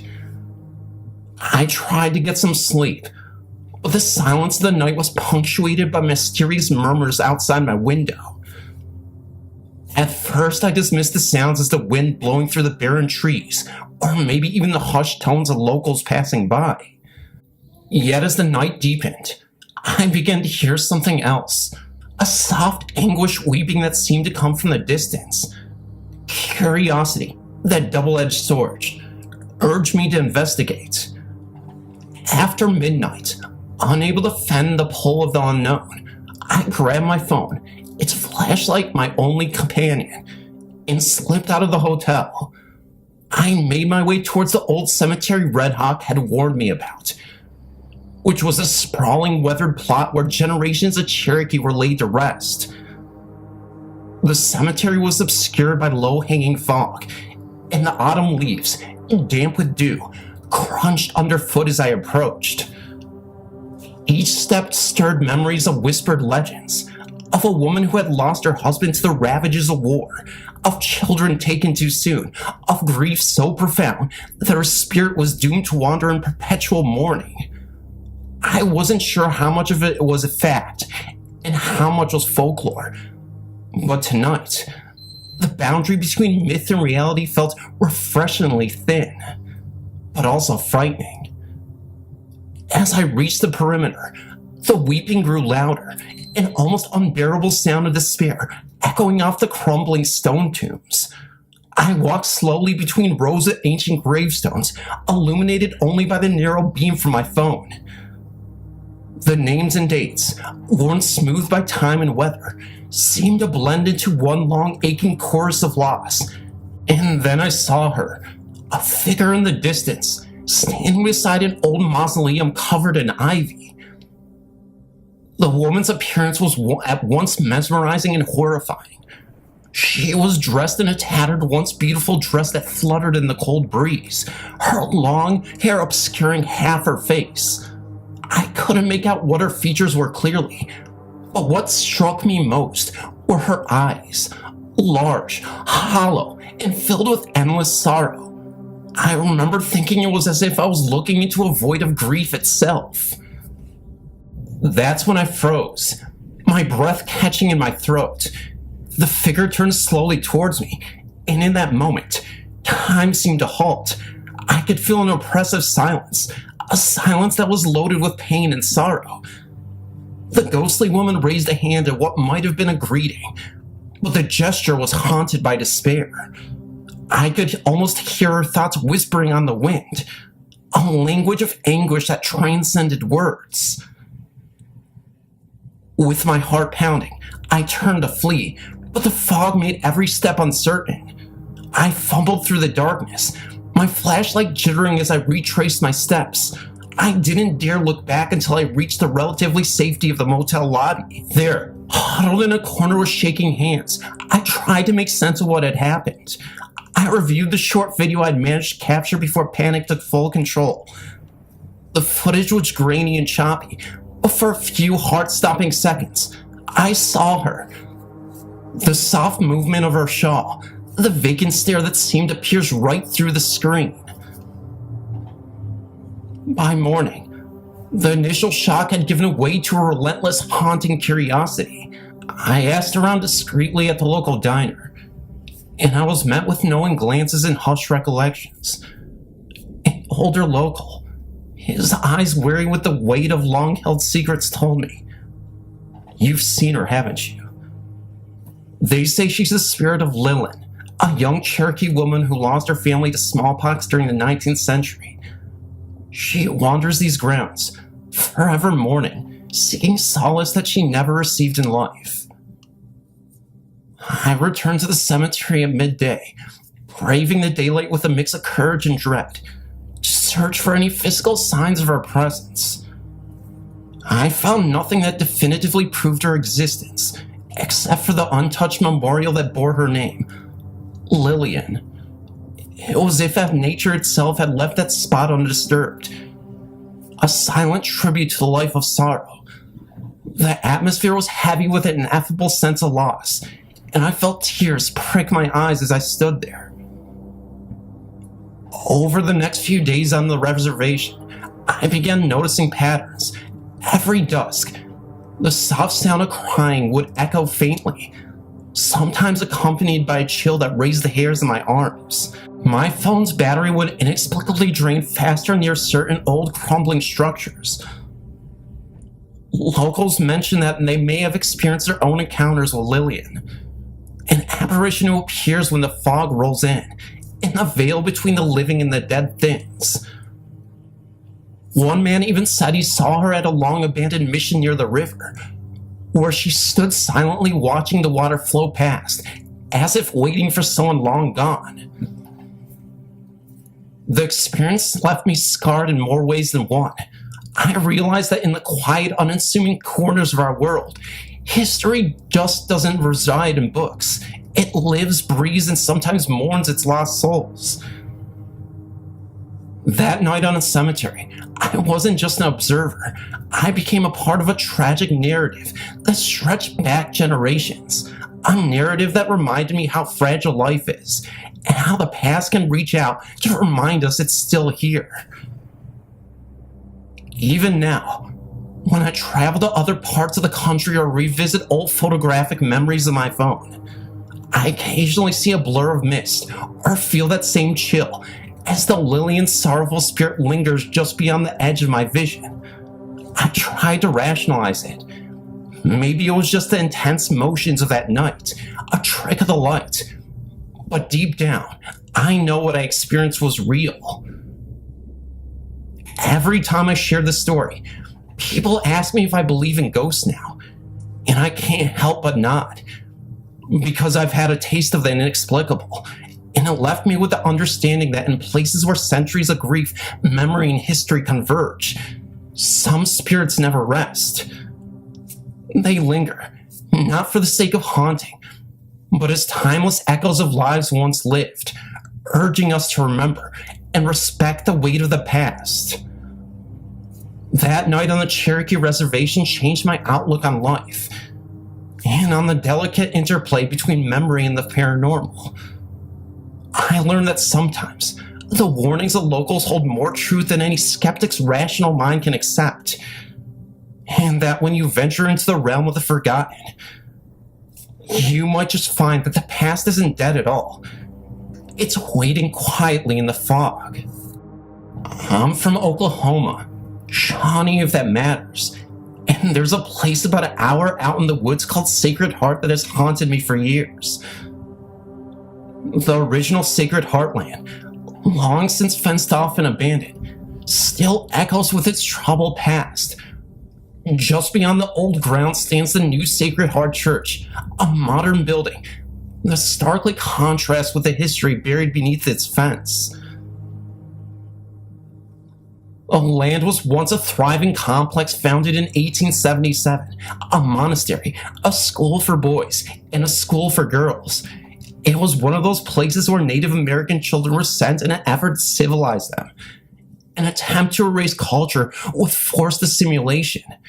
In 1901, a devastating fire erupted in the dining room of the boys' school, spreading with such fury that only a diminutive two-story bakery and an old barn survived the inferno.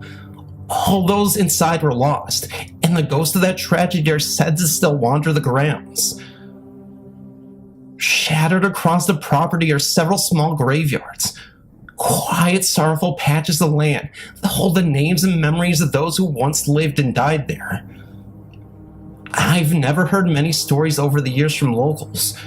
Tales of an entity known as the Deer Lady, half deer and half woman, rumored to lure unsuspecting men into the woods, only to seal their fate. While these legends chilled me, nothing compares to the experiences I had with my friends when we decided against our better judgment to sneak into the old Sacred Heart land at night. The first encounter was on a cool, crisp October night. My friends and I had been planning this for weeks, daring each other to confront the legends head on. As soon as we stepped onto the perimeter of the abandoned compound, I felt an overwhelming sense of being unwelcome. The air was thick with the weight of centuries-old sorrow and unspoken warnings. We pressed forward along a narrow, overgrown path that wound through the ghostly remains of what was once a bustling campus. Before long, we reached the ruins of the old bakery.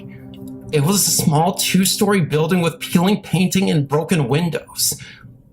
Above the weathered door was a large arched window, the glass nearly intact despite years of neglect. I remember glancing up and feeling as if I were being watched from within. I asked one of my friends to take a quick photo of the window.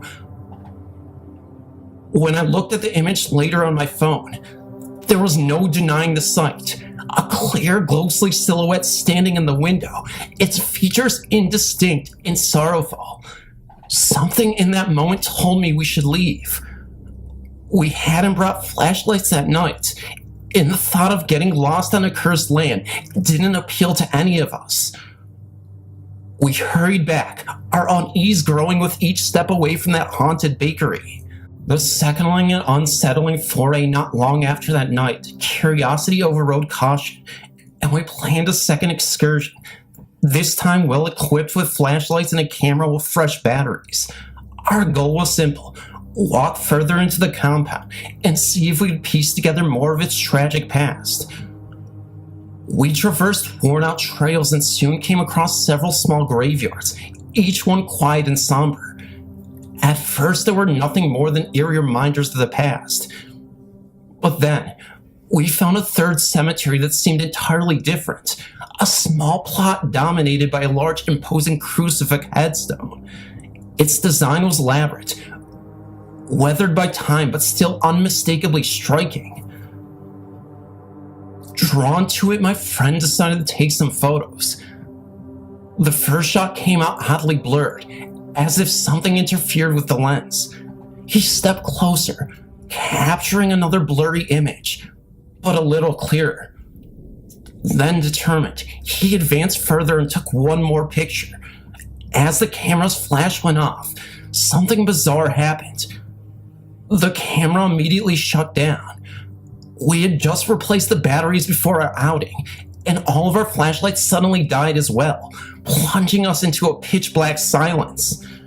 In that uncanny instant, every sound, the crickets, the rustling of leaves, even the distant hum of the night, vanished into an oppressive, unnatural quiet. In that harrowing silence, panic set in. We fumbled to restart our lights, and when they finally flickered back on, we bolted back towards the exit. The oppressive feeling seemed to intensify as we retraced our steps through the dim, fog-laden paths. An encounter with the unknown halfway back to our starting point, as if guided by some unseen force, we noticed a glow in the clearing up ahead. Cautiously, we moved forward towards it. Through the sparse light, we recognized a small circle of figures gathered around a fire. But the odd thing was, when we finally got closer enough to see them clearly, they weren't even visible because they had gone. They had disappeared. We wondered what had happened,